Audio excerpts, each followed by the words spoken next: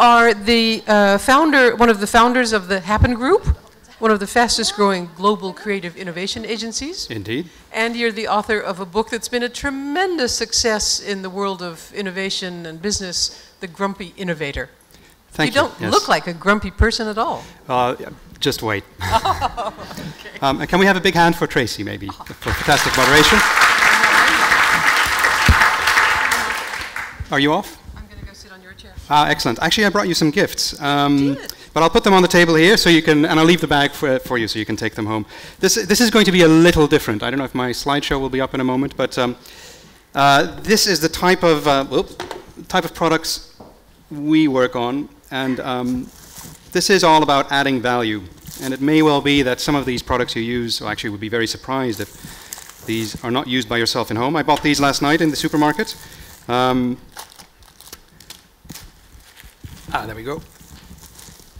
And this is about adding value with a business sense. A little different maybe from what we've been hearing so far. And just as an example, this simple little tub here has added about 300 million euros turnover over the past 5 years since launching it. Where do I find a clicker? Voila. The world I work in at Happen. See, before it falls apart.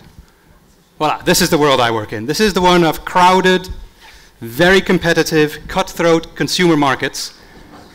And that's literally what we help our clients do. And as you can see, what the little hen there does is not very complicated, but it does do something very important. It adds value. Now, as a business, as Happen, I'm indeed one of the founders. We did not spin out of MIT or the TU Delft or anything. We spun out of a kitchen table. I sat there with 3 of my very dear friends, all working in innovation in some way, and we were really frustrated by the success levels innovation had. Basically, nothing ever came through to market. And I mean, stage gate processes are more like obstacle courses, you could say, and particularly say the creative process is just really, really ugly out there. We decided to do something much simpler, which is just to help clients find innovation opportunities and then basically come up with stuff that will actually deliver. That was, what is it now, almost 7 years ago. In the meantime, we've grown to almost 70 people across the globe. We have an office here in Amsterdam, we have one in London, one in New York, and one in Toronto. I brought 2 colleagues. They must be in the room here. There's one hand, there's the other hand. If you have any questions after this, because you like what you hear, they can explain how we actually take our clients from, well, let's say, a mass market challenge, because this is mass market stuff. Costas, can you ask your colleagues to stand up so that we know who they are? Yes, good idea. So they are by far the 2 most handsome gentlemen in the room. Absolutely. And you will find them over lunch if you can't get to me. They will explain basically how we take our clients from challenges to solutions in market. And really what we do, as you can maybe already see of some of these examples on the table here, this is all about working with these types of companies. These are just a grasp from people we've been working with or teams we've been working with over the past year or so. And what they all have in common, even though they look very, very different, they all work in these mass markets where there are millions of consumers to serve, and it's very difficult to figure out what to do, how to actually please them. And probably they have a big competitor of some kind who's actually trying to do exactly the same thing. So I'll be taking you through some of the thinking around how to actually build value for this. And again, if you like what you hear, talk to Joris, to Stijn, or myself. If you don't like what I have to say, then please go only to them while I make a run for it. After this quick introduction, maybe just on myself and our company, before I dive into actual content, I was just wondering who you really are. And actually, Janneke already gave me an overview. You are a mix of, let's say, product designers, service designers, product service designers, interface designers, user experience designers, which is something completely different, design researchers, user design researchers, etc., etc. Some of you are academics, some of you work in business. But actually today I'll just consider you an audience at a conference, and that is a very different beast, because I know, for example, that over half of you, let's say this group here and a few here, you are today vacationists. You are here because you're not at the office answering emails and sort of having to do phone calls and stuff like that. So welcome, please do try and stay awake, and the bar will be open soon. Then a very big, say, next chunk of yourself, you are actually the opposite in a way. You are the hostages. You are here because you were told to be here by your boss, like Stijn and like yours in this case. And you're actually worrying about all the emails that are piling up in the office and what to do, what to do. Then there is a group, this is a, watch that I don't fall over, there is a significant group still of the sort of the remaining 1/3. Let's say the people particularly sitting in the back, you're the experts. And for someone like me standing in front of a room like this, you are the sinister ones because you're basically already scribbling all kinds of mean questions you're going to ask me. Like, ooh, just to show that you actually know this stuff better than I do. And trust me, you don't, I'm right. And then there's the fourth group, and you are my favorite little crowd. You are the explorers, because I'm coming from a very different industry than many of you are working in, and I'm just sharing what I've learned the hard way, and I'm going to hope, I really hope, that there is some connection there, that I have something to share which, well, maybe inspires you in some way. So there are four, I guess, areas which I'd quickly like to cover over the next 25 minutes or so. One is just simple adding value. What does that really mean? Then thinking in propositions rather than in product services, rather than in products, rather than in only services. What is a proposition really? How does it work? How design really adds value, in my humble view. And then sort of to end where sort of this commercial looking for value sort of has its limits and sort of when the thing starts falling apart. And then we'll have hopefully a little bit of time for Q&A, but I do realize I'm the last thing between you and lunch. So let's move on. When Janneke gave me a call a couple of weeks ago, there you are, asking sort of, are you up for doing a little chat on product service propositions and adding value? First of all, I thought, well, geez, what are these product service propositions? Because I've never actually spoken about them that way. But then on my way home, because I was in London at the time, just walking through the airport, I realized, holy shit, these things are all around me all the time. It's product services, product service combinations, and they all manage to sort of take money from my pocket into their pocket. And that's actually what the value add is all about. So first topic, adding value, generating incremental revenue. And I'm afraid it's that simple. If you think about your design, your service, your product service proposition, whatever you are working on as a person receiving a salary, as a business generating revenue, this is what it's about. There is money going in and there is money coming out, and that n times euro, the n better be more than 1. I'm afraid there is no more to it. I could essentially just stop my chat here. If you're not able of doing this, then you do not have a sustainable story. It will fall apart the moment no one is pumping any money into it anymore. I'm afraid it's that hard. Of course, you're now all thinking, this is Dutch Design Week. We're celebrating Dutch design. And, well, definitely the vacationists amongst you, yes, design adds value. So let's hear it. Yay. Hey, exactly. Design adds value. Just think of the history of all these wonderful products that were celebrated for their fantastic design. This is a Tucker, by the way. This was way ahead of the DS. Fantastic, smart design, so well done. And, oh, just imagine, the world became a better place after they were introduced. Design, design, design. Design really adds value. You cannot believe this is WebOS, this is the Palm system. Way better than the iPad still is, but went out of business. Design Classic, top 5, I think, even.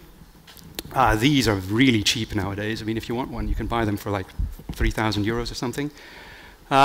Design, I could dare say, really doesn't add any value on itself. That is probably a good example. Many of you, probably half the people in the room, have just experienced. What did that really add, that update? It was a design update. Didn't really add anything particular. So no is, I'm afraid, the answer, and this is where the experts go. Yes, no, I mean, no, no. No? Yeah, exactly, no. Because it's not that simple. Design is a means to an end, whether it's a proposition, or sorry, a product design, a service design, a product service design. It's always a means to an end. It's not the end in itself. The fantastic tools we have seen, of course, some of them were really, really fantastic. It's very easy to just start thinking about them. Ooh, that looks cool. But the question is, what does it do? That's where the value is. Also just saying particularly, well, maybe not the people in this room, but some of the other presentations during the week about celebrating indeed how fantastic it is to have a beautifully designed product. That's a very arrogant thing to say. Ever since people crawled out of caves and started banging rocks together, they were designing things. Every molecule that is not put in its place by nature has probably been put there by man. And you may agree or disagree with the quality of the design of some of these things. But design in itself, again, doesn't add or remove value in any way. No. I mean, people work really hard on creating this, and it's not just because we in Holland, as sort of the experts on design, believe, ooh, questionable. No, not at all. That's a fantastic user interface, actually, for a very good product. Yes, it's ugly, I know.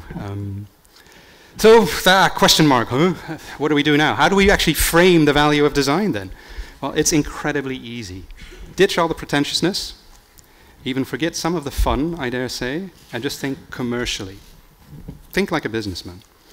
So there really are only two ways, to add value, commercial value, through your product service proposition, through your product or through your service. Either you steal share from the competition, or you grow the pond, you grow the market. That's it. Those products on the table there, they do one of the two. And even if you think back of the 8 presentations we've seen so far, some are already in competition with each other. That's quite scary. Imagine they would be launched at the same time. You would be in competition. You would be looking to steal share from one another. So I dare say if you do not, cannot explain how your designed service or how your designed product or whatever you're designing can do either of those two, it's not adding value, period. And again, it's not necessarily very difficult, because here's a manual for you. Stealing share is all about offering more compelling benefits than someone else is doing, offering unbeatable claims, trumping a trade-off that competition has. Similarly, growing the pond, just making sure that the same people start spending more money so the value of the market goes up. That's as simple as it is, and that's what you'll need to be able to show through the products and the product services you launch. In practice, just looking at this, say, more from my sort of happen business point of view, what that really means is we need to work with our clients, and these are sophisticated big clients very often, on just understanding where are they actually, on what level are they trying to innovate. I see people making pictures of the slides. I'll make sure the slides are just available for download if you want to. And otherwise, next week, come to our website and I'll offer it there. Which goes basically for everywhere from super incremental innovations, things like sweating assets, all the way to creating new categories. Somewhere sits your design effort. And I guess the fun thing is that it's a little more complicated than just that spectrum, because of course there are many, many, many levers you can pull. You can tweak the product, you can tweak the packaging, you can tweak the service, you can tweak the business model, the value equation, on and on and on and on. And you need to make up your mind, basically, where am I going to play? It's navigating an innovation matrix. That's what it's about. So, again, just to recap, adding value, I'm afraid, is just adding incremental revenue, and I'd actually dare say it's adding profit. If you just imagine if any one of the previous, say, 8 presentations, all of a sudden there would be no more, say, money coming in, you would actually have to go out and find money. You'd probably have to go to a bank or to an investor or something like that, and this is what they'll be looking for. Is that going to make me more money, more profit than I can make by putting it somewhere else? It's tough. So think like a business person. That's really what you need to start to do. And again, growing the pond, growing share. If you can explain any one of these people how your design effort will achieve that, Bob's your uncle is, I think, the expression in American, Tracy. Of course, and this maybe not the right audience for the next picture, but if you are the type of designer, because I'm sure we'll have a few design gurus in the room here, or at least self-appointed design gurus, you will have this urge to say, but no, the design is the end destination, and I can put my signature on my work. That's fine. Go be an artist. That's not sort of where this stuff lives. That's not the world I'm from.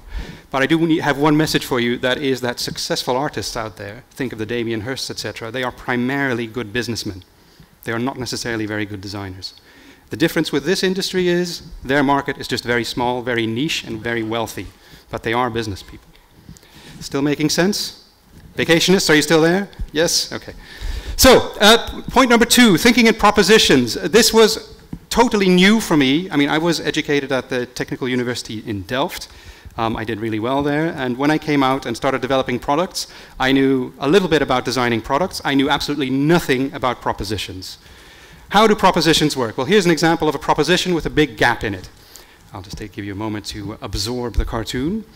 But it's also expressing what the danger is when you become overly product or product service or service focused, is that you forget how it fits in a larger ecosphere or ecosystem. This is a schematic which some of you may know.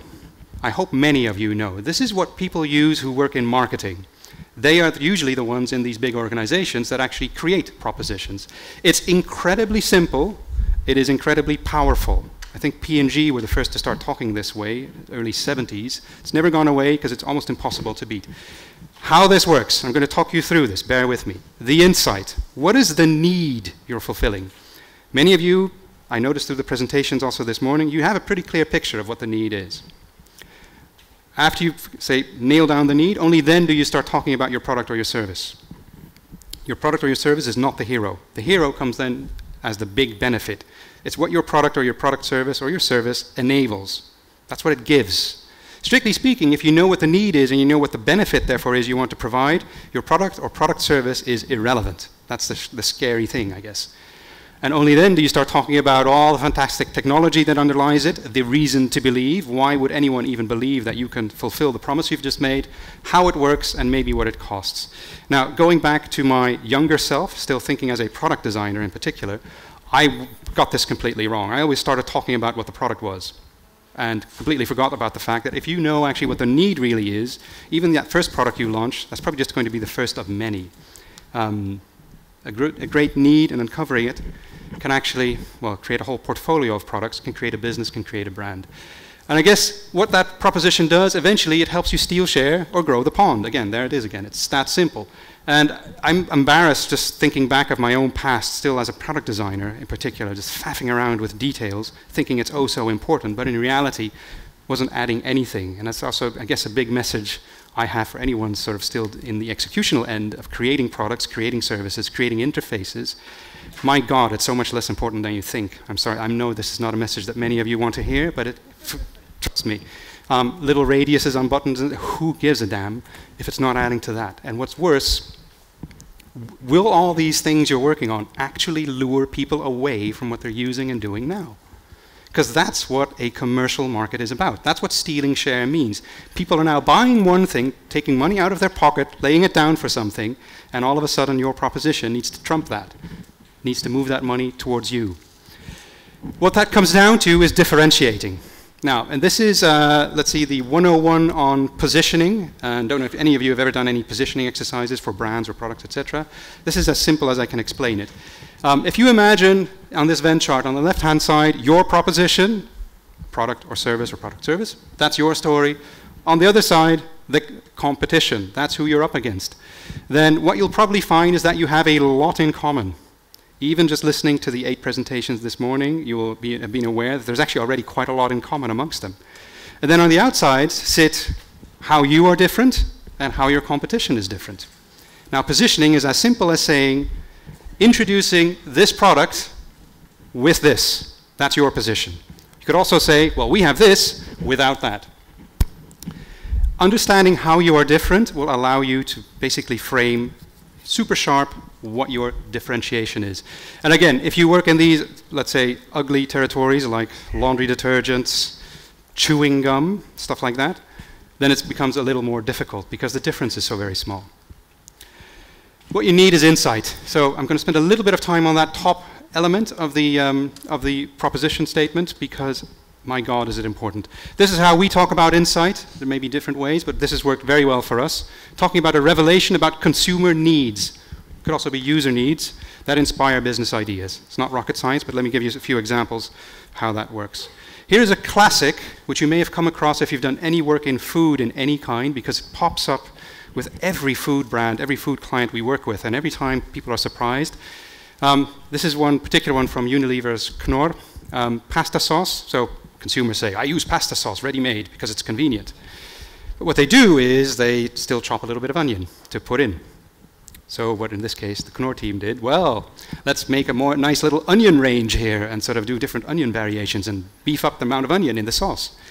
What they did was they still chopped onion. So what is the real need here, as you could say the question? Do they need onion? No.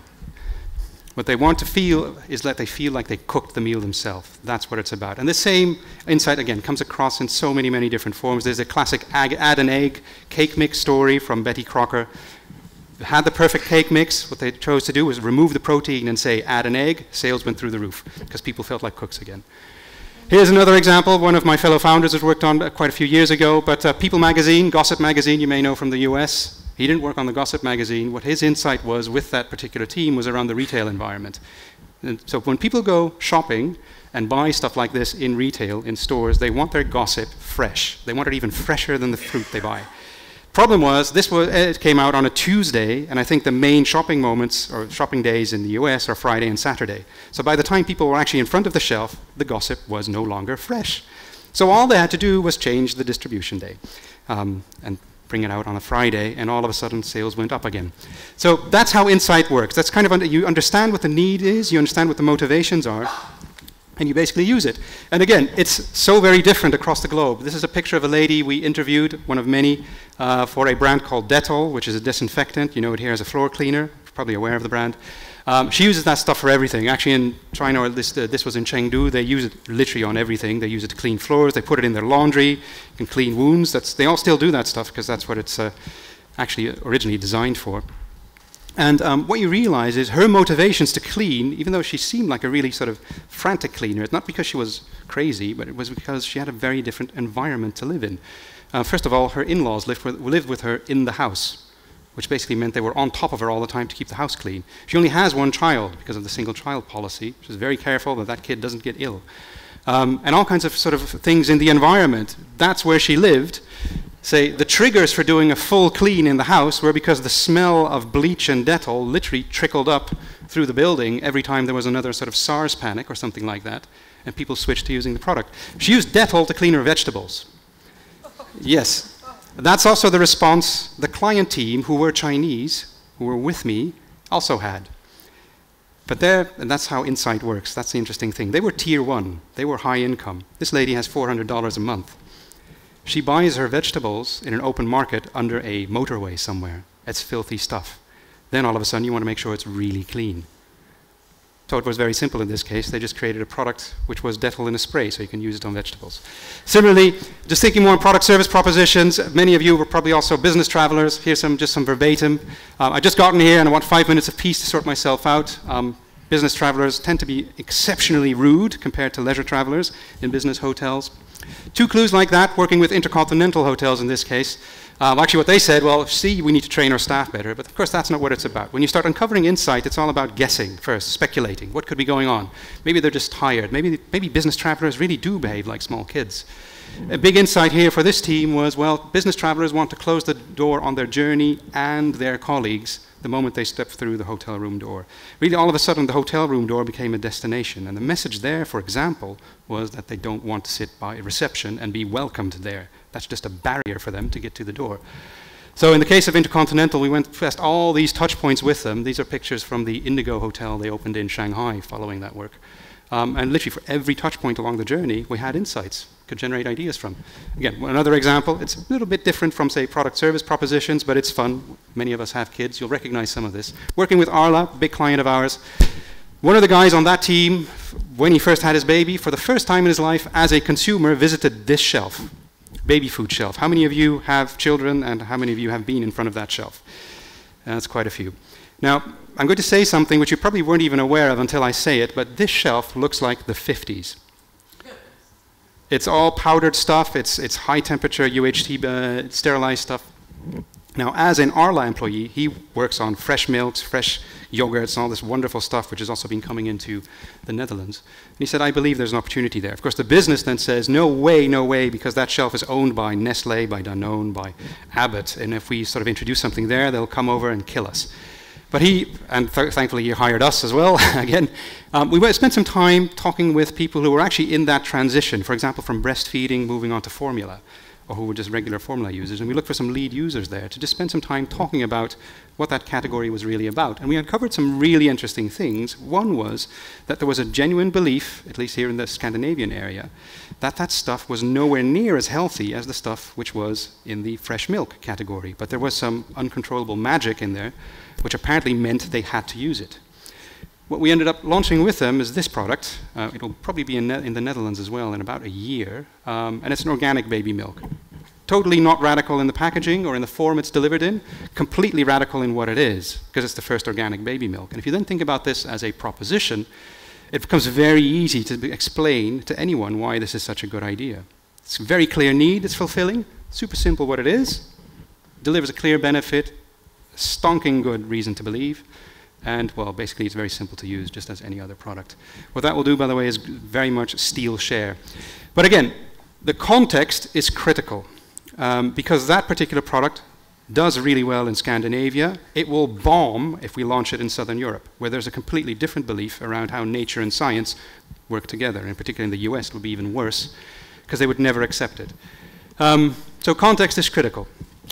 So this is the longest section, by the way, of the 4 points I'm covering. I'm going to make a small sidestep because I'm aware how many researchers there are in the room. Bear with me. I think a sort of a natural thing for any researcher to do is to want to measure the world. That's what you love doing. If you think about it, I have a colleague researcher in here, that's what he loves doing. And that usually looks like this, particularly if you look at quantitative research. And I don't know how many of you actually have experience doing it, but that tends to work like this. You look at the world, you start chopping it up into bits, you talk with thousands of people for a lot of money, and then you decide that's where the opportunity is. That's where we're going to innovate. There's a big, big problem underlying that type of research, and I must say, almost all of the research I've heard about today. And let me explain why.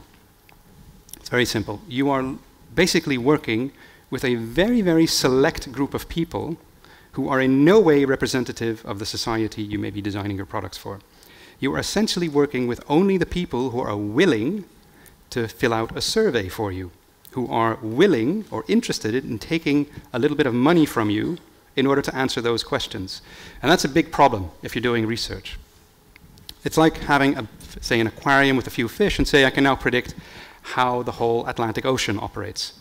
And this is the handicap, because these are nice people, because they're willing to work with you and to answer your survey. If you ask them a question, I can ask anyone in this room a question about toilet paper, and you will give me an answer, I'm pretty sure, because you basically want to entertain me. Doesn't mean you actually have an opinion about that product. That's a very, very difficult thing to deal with in anything related to research. And in quantitative research, it gets even worse, because people get blinded by, say, the statistics that are then built upon that very, very weak and muddy, yeah, there it goes. That's your research, and there goes the little flag. But it is a big problem. It is a big, big problem. Having awareness of it and knowing the limitations of what research therefore can do for you is a big part of the game there. Don't make decisions blind on research. Just use it to inform your decisions. And if you're looking for a way out, what is much easier is just to step out into the world. If you want to talk to consumers, for example, for a general population, just go to the IKEA restaurant. They're all there, basically. Just go in and first ask yourself, just don't try to talk to all of them. Ask yourself a simple question first. Do I go left or right? Do I talk to men or to women? Do I talk to young or to old? Ask yourself very simple binary questions and meander your way through to an answer that way. And what you'll see is, first of all, you'll get to an answer much, much quicker, and you'll also know how you got there, so you know if you need to do a step back, all of a sudden it becomes a simple thing rather than to have to plow through God knows how many thousands of surveys again. So the message on research is roughly right is better than precisely wrong. It's very counterintuitive. Keep your feet on the ground. What we do at, say, particularly the Winkle team, which is a research team, we talk actually almost exclusively to lead users. I'll just say, go to Wikipedia, type in lead users by von Hippel, get a beautiful definition of who they are and how to find them.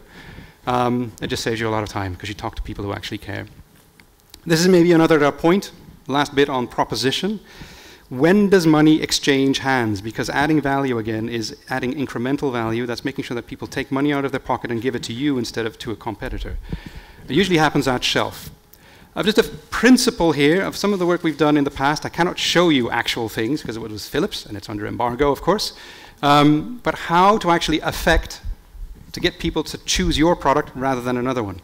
We'd gone through what you could say was a pretty, I would say simple, because it wasn't simple, of course, but it was a relatively straightforward exercise with Philips working on these products, epilators, to identify all kinds of new features. And if you do your best a bit, you easily find 24 interesting features to put into this product. We then shared them or described them according to that bit of tortured, non-existing thing up there, which is basically highlighting one feature with a particular benefit you have in mind. We shared these in a community of lead users, so we had a group of women there, and we only gave them the picture. We gave them the picture, which we thought that is really going to be totally clear what that benefit is going to be. And all we then checked for was, did they understand what we were trying to do? Did they misunderstand? And if they understood, did they like it?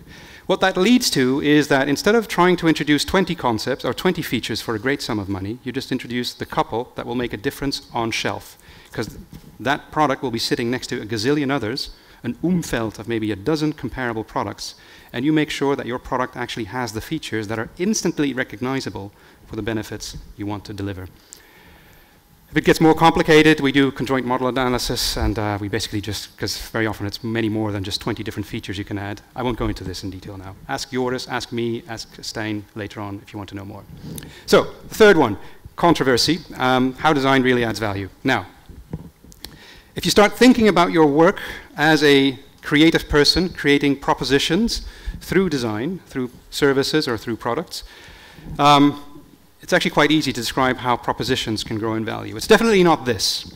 This is what, say, the general public thinks design is all about. Well, I think you can show, apart from the one on the bottom left, these cars not only look the same, but they actually cost the same.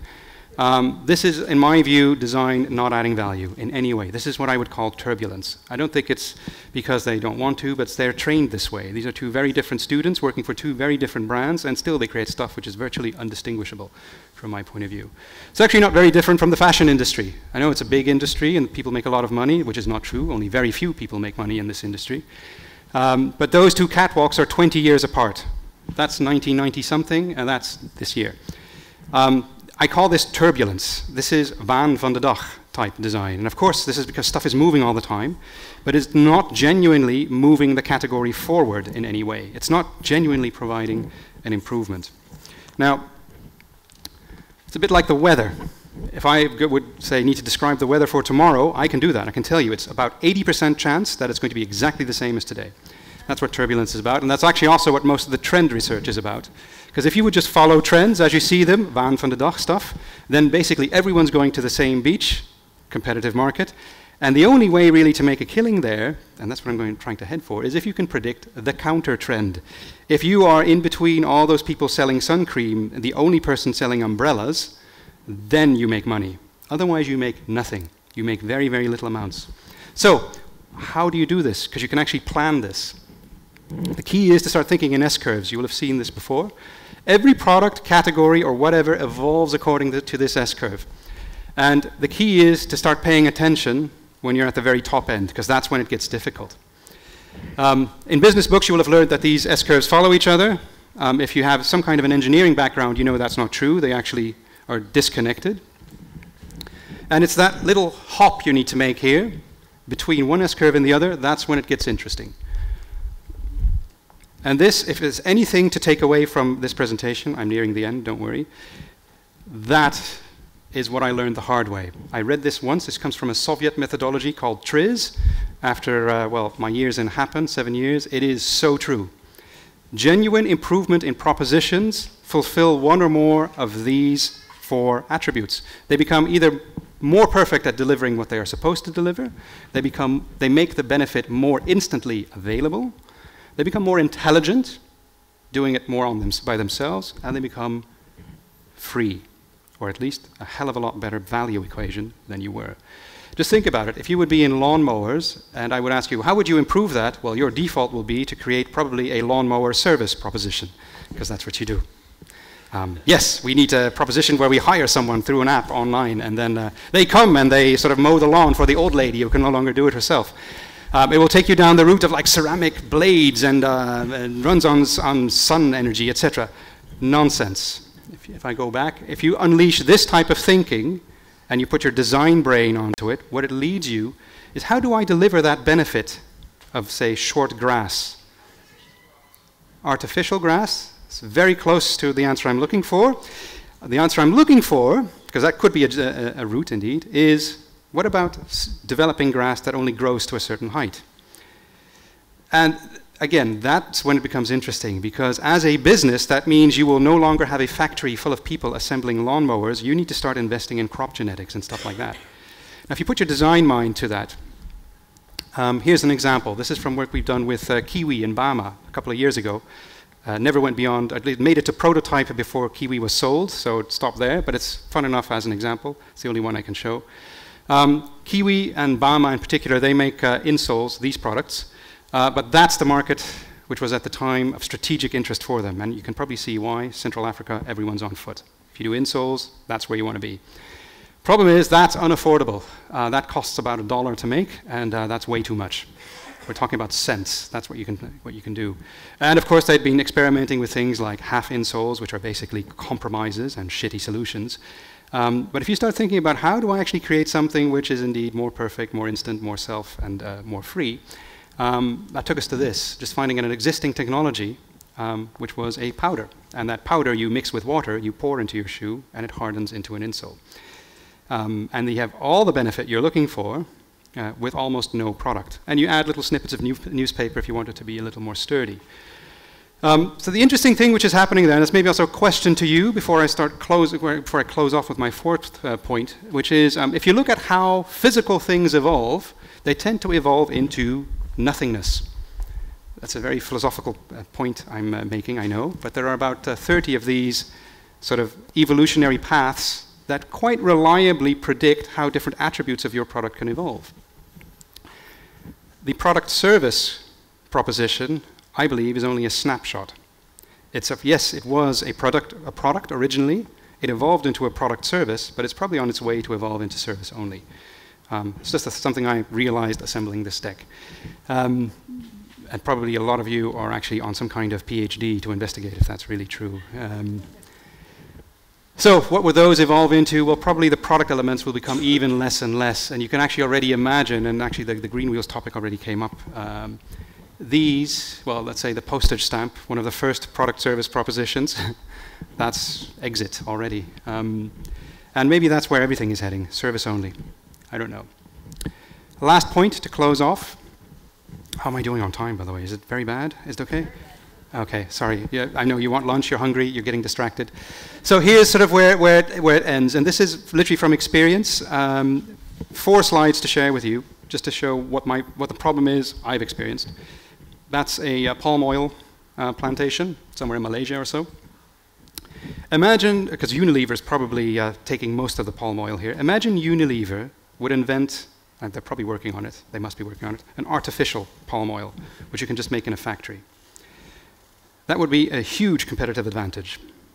So they would keep it to themselves. They would patent it to death, and they would not share it. So basically, no one can use it, only Unilever, which means half the world can't. Same here. Imagine P&G, who was working on Olestra, and they failed. Imagine they had succeeded, and you can be pretty damn sure they're working on something to trump it. Olestra was an oil that had no calories. What do you do when something which is of a genuine benefit to a big societal problem and it becomes owned by a business? I guess I'm asking this question because you are working more as a platform with all these parties working together. I don't know what the answer is, but I do know that, that this is a real problem for genuine evolution of products and product services. Another one, of course, if someone cracks how to sort of make an engine which is 3 times more efficient, they'll keep it to themselves. How do you keep this on a platform that it remains shareable? And people try, but they fail. So for example, the e-cigarette will literally start saving millions of lives from tomorrow if it's properly launched. But it's not allowed to because it's not guaranteed 100% safe. And there is a fear that people will go through it into real tobacco. And of course they won't, because the real tobacco is way too expensive. But the regulation doesn't allow it to go it that way. So again, that's sort of a thought to leave you with on sort of where I see also the added value of platforms, of business, academics, etc., working together is there maybe a way to also work on these really big societal problems through product, service, combinations, propositions, and actually help society move on? That was it. I have a little book for you. I mean, I don't know if they're still there. They were near reception. There were 2 books, actually. One, How to Sell Any Idea, just to turn into the same commercial prostitute that I am. And a little grumpy book. If there are no more left, just send me an email or get a message to us, and I'll just put one in the post and you'll have one. And that was it. I hope it was fun and that you've managed to pick something up.